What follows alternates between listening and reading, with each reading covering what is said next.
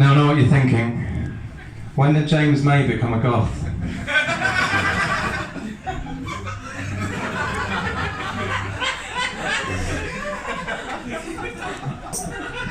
Well, if you had to tour the world with Jeremy Clarkson, you'd become obsessed with suicide too. A friend of mine's been having an unusual sex life recently. His wife's been asking him to do it in all kinds of strange positions. Over a haystack, inside a combine harvester, on top of a sheep. Turns out she's been reading the Farmer Sutra. Another friend of mine's recently become a dog groomer. I didn't even know dogs could use the internet.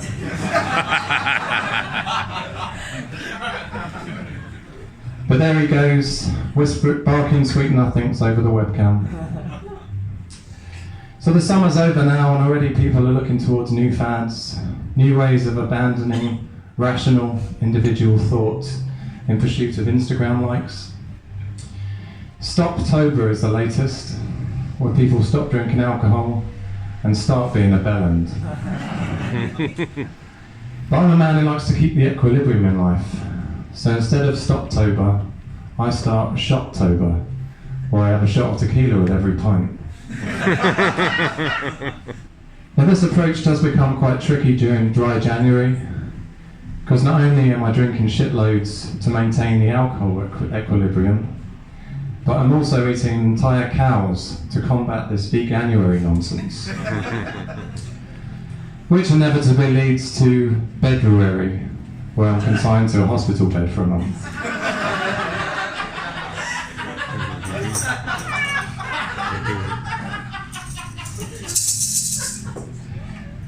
I took my son to visit the Transport Museum depot in Acton the other week. This is the sister museum of the Transport Museum in Covent Garden, but on a grander scale, and it's only open once a year to showcase all the old tube trains, timetables and buses. It's basically the Glastonbury for autistic people. Everywhere you turned, there were serious, concentrated faces and limited self-awareness. Where people knew the number and the price of everything, but the value of nothing. It was eerily similar to the Tory party conference, actually, which happened the same weekend.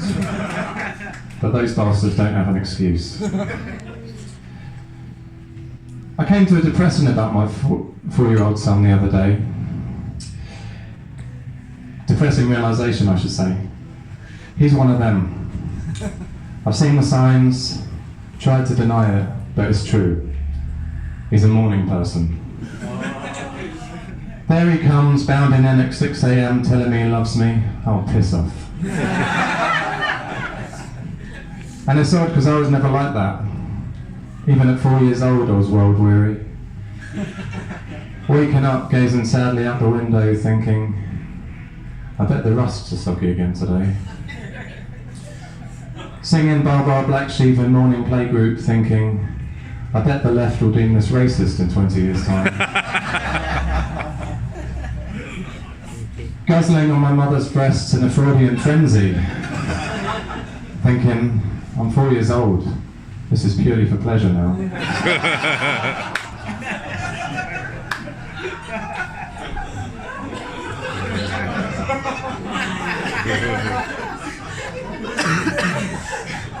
I'm probably too old to be eating rusks too.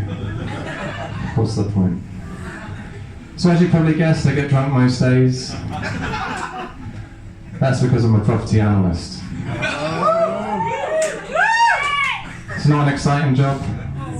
People call me spreadsheet wanker, although that's mainly my mum. It's not easy getting excited about numbers on a spreadsheet, but eventually I do come.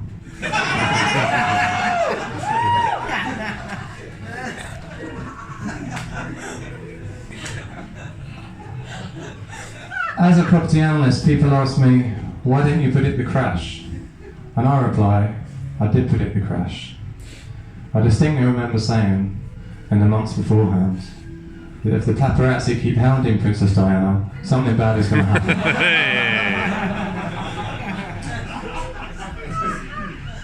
Too soon? Still too soon. Now, it will surprise you all to learn that I'm not a prolific masturbator. I visit Madame Palm and her five lovely daughters about once a fortnight, if that.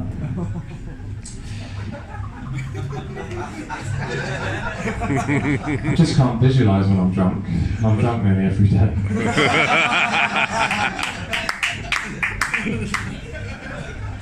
However, this all goes out the window when I'm ill, sometimes literally.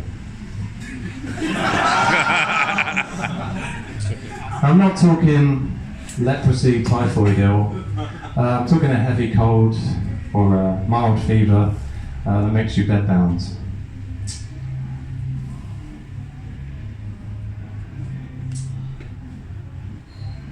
Conditions are just perfect for it. I mean, picture the scene. You're surrounded by mood lighting because you can't stand the bright lights. You're already hot, sweaty, and propped up on pillows. You glance over at the bedside table, and there's a tissue dangling suggestively out the box.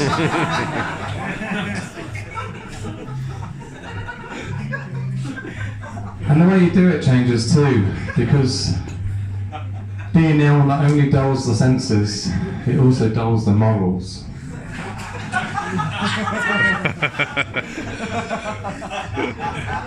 Now I'm a man who normally errs towards the romantic category on YouPorn.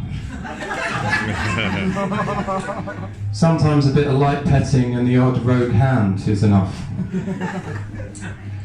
However, when I'm ill, I'm like a kid in a particularly filthy candy store.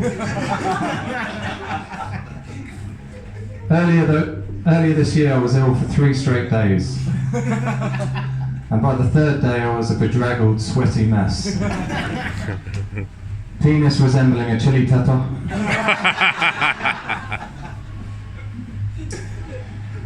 Watching a video of a middle-aged man having sex with the pavement.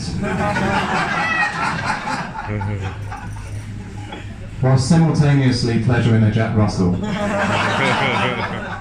Dark times. And all the while, 5,000 miles away, Mark Zuckerberg is frantically harvesting my data. What's old Mortlake looking at? And almost immediately I'm inundated with ads for dog treats and polyfiller.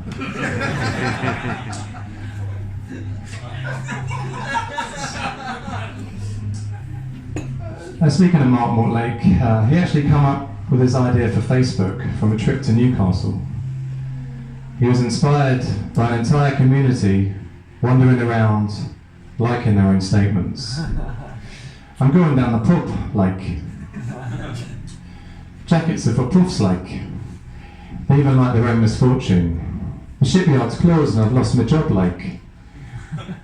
Zuckerberg thought, wow, and soon after, Facebook was born.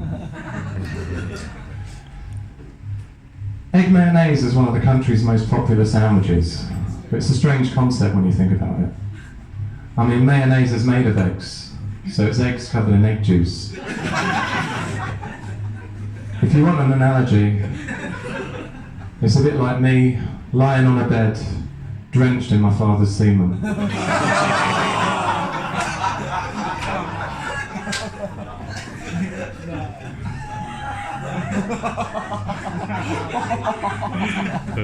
Picture that image next time you eat one. Now, before Sonia prorogues me, I'm going to do the honourable thing and resign from the stage. Boris, take note. Thanks very much.